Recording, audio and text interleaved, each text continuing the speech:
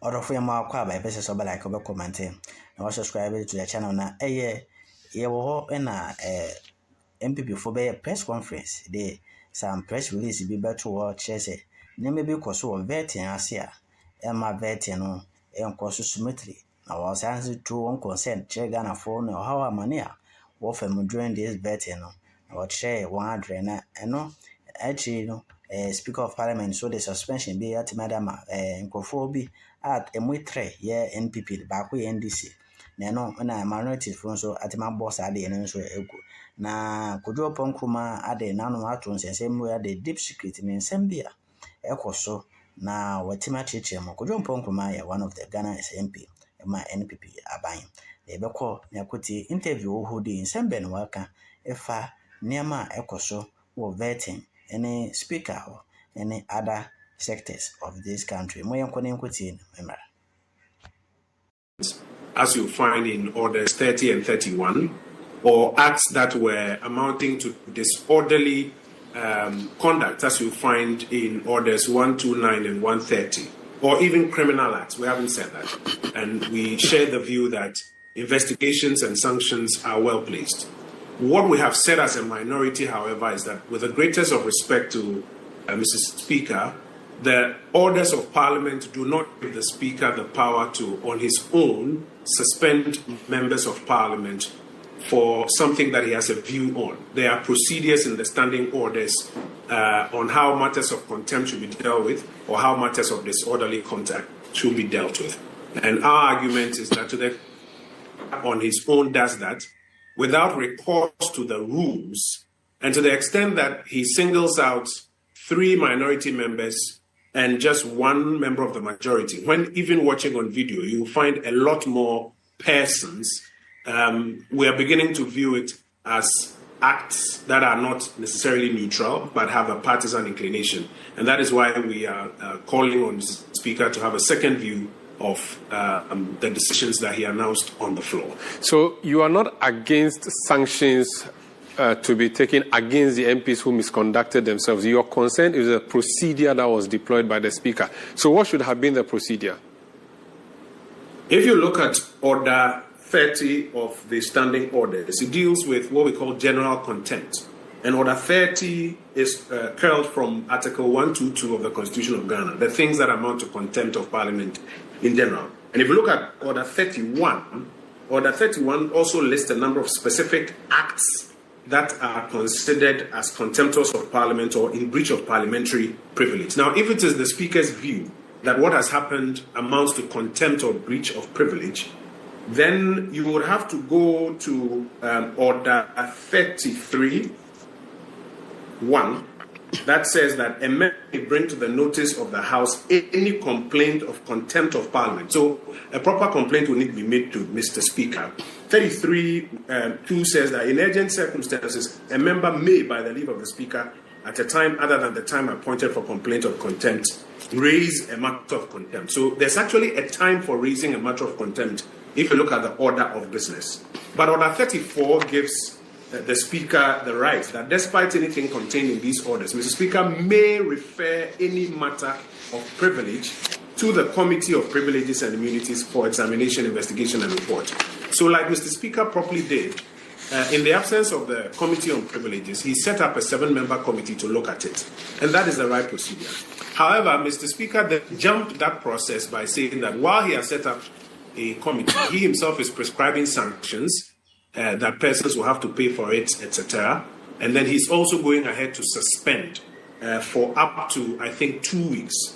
And that you will find has no provisioning in the standing orders or the Constitution of Parliament. Again, we are not saying that an investigation should not take place or persons who are found to have committed acts that are contemptuous should not be, held to account for it. Now, if it is not a contemptuous act, but it is disorderly conduct, you will find the rules pertaining to disorderly conduct under Orders 129 and Order 130. And even for those ones, when a proper investigation has been brought and a proper motion has been moved for suspension, for a first-time offender, you will find, I think it's about 4 days. And then for a second-time offender, you will find a higher number of days. And then for a third-term offender, you find an even higher number of days. So there are processes to be used in doing that. Now, why we are worried about this is that if this precedent is allowed to stand, today we may have a benevolent speaker. Tomorrow we may have a speaker who would then use this as precedent to find another reason to say he has, on his own, without recourse to any procedure, suspended a member of parliament for 3 weeks, 4 weeks, and the member will not have any recourse. And so for us, our argument is that while the acceptable and an apology has been rendered, while Mr. Speaker is justified in his righteous anger, the processes in accordance with the standing orders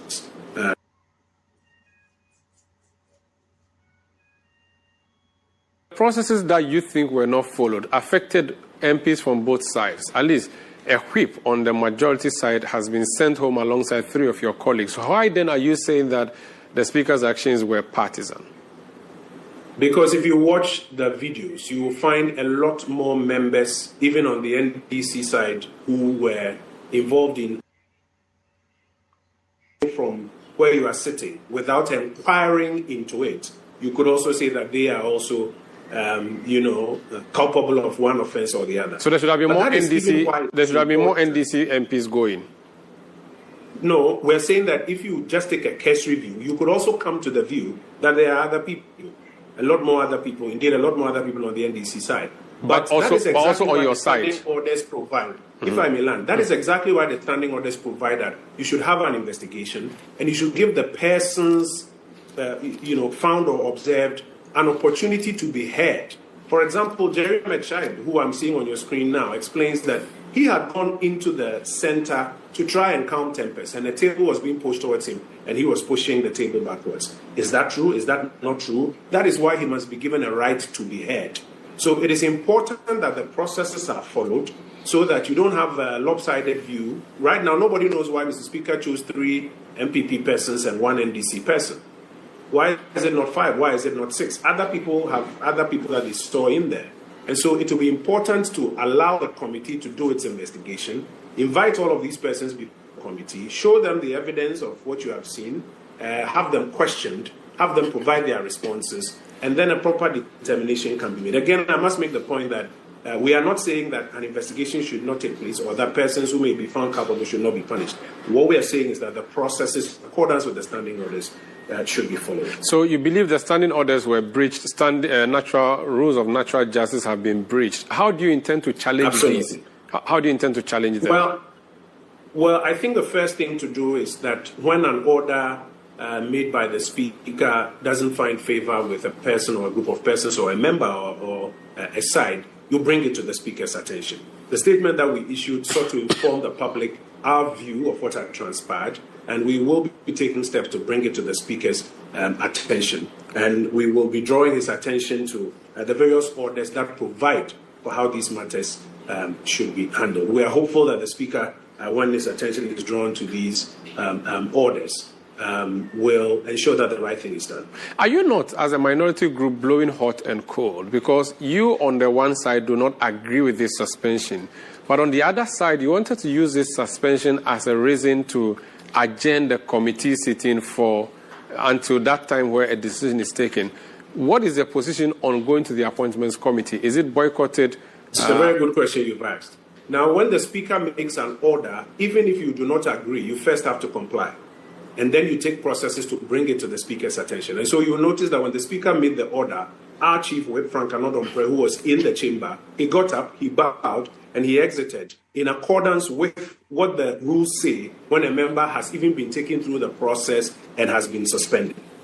Subsequent to that, we then drew the attention of the chairman of the appointments committee that Mr. Speaker has suspended 2 officers from the composition of the appointments committee. That is